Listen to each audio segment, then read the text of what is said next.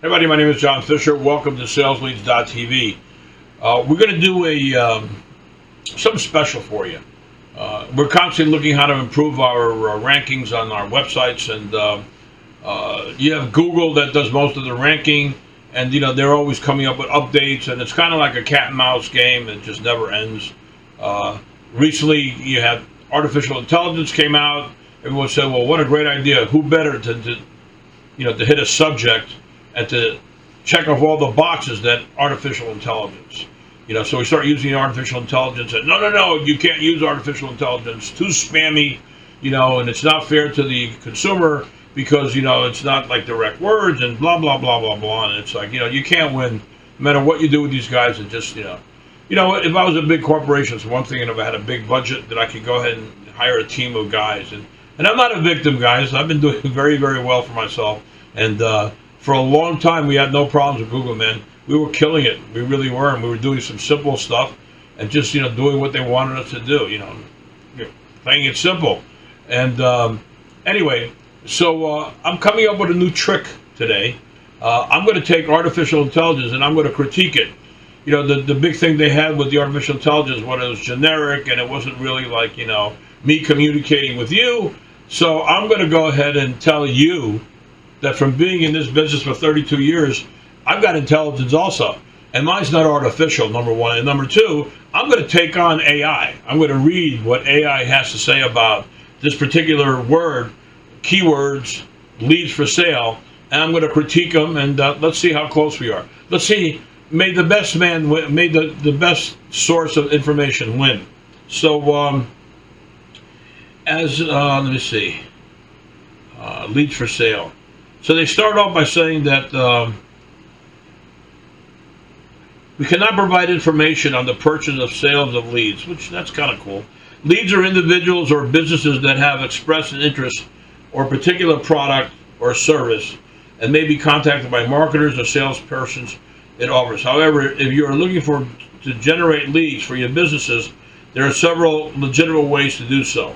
Content marketing. Create valuable and informative content that addresses the needs and interests of your target audience. I like that. And this could include blog posts, articles, videos, infographics, and social media posts. By providing value to your audience, you can also attract potential leads who are interested in your products or services. I agree, and I like it. Search engine optimization. Wow. Hey, I'm digging on this one.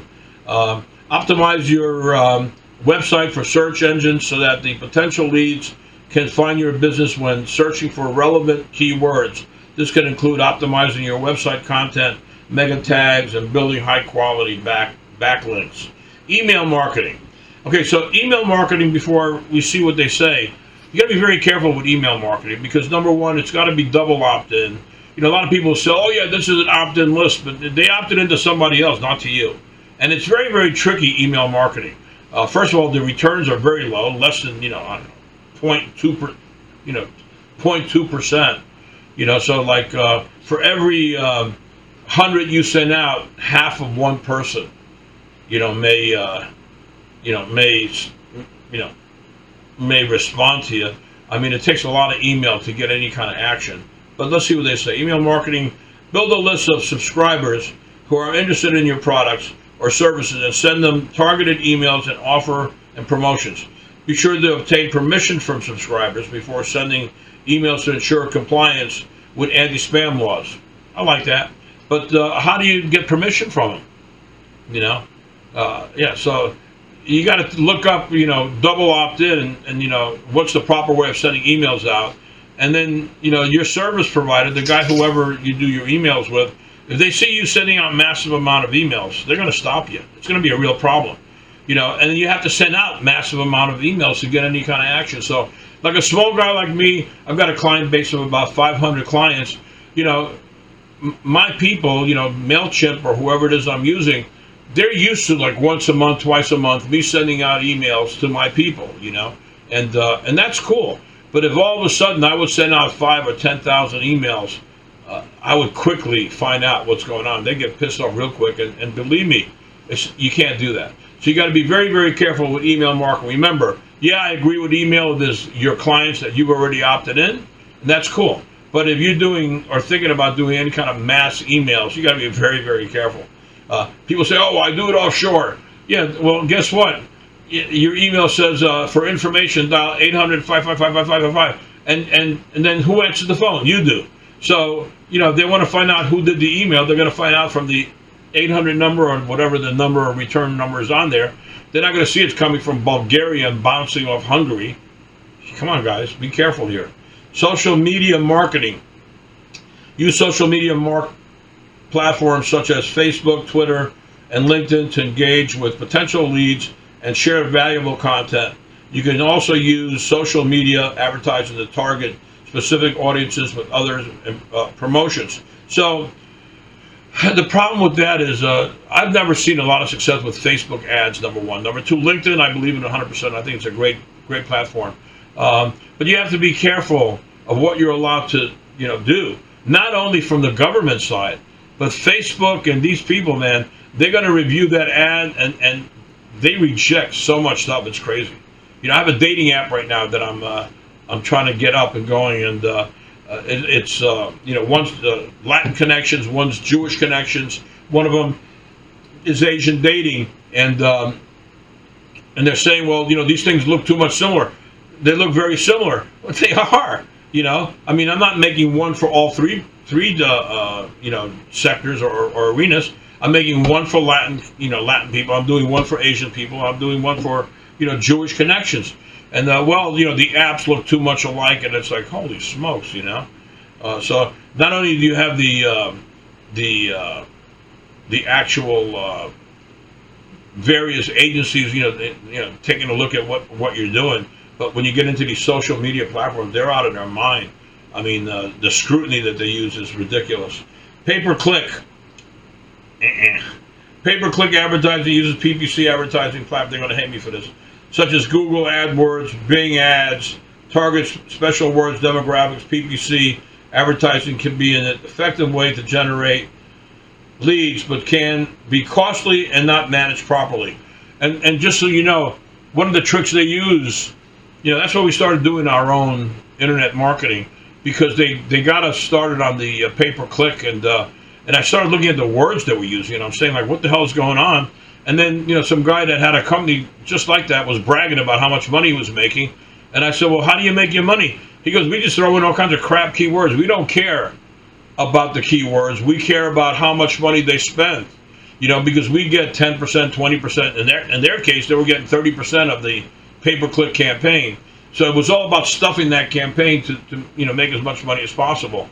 I stopped using pay-per-click, I don't know, 6, 7, 8 years ago. I think I hate ppc.com. I think I own that URL. I've just been afraid to do anything with it because those guys will squash me like a bug. But the bottom line is, pay-per-click, I do agree.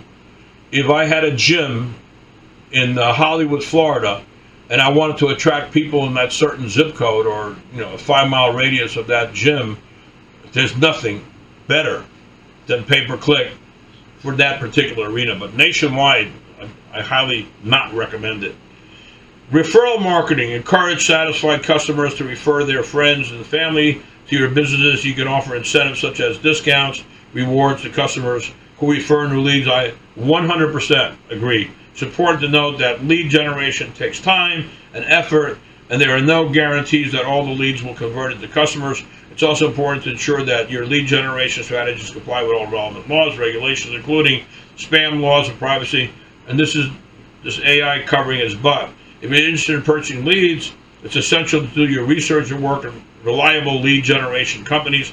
Look for companies that have a good reputation, proven track record success, clear policies and procedures, lead generation, and data management. Be wary of companies that offer large quantities of leads for a low price. I like that one.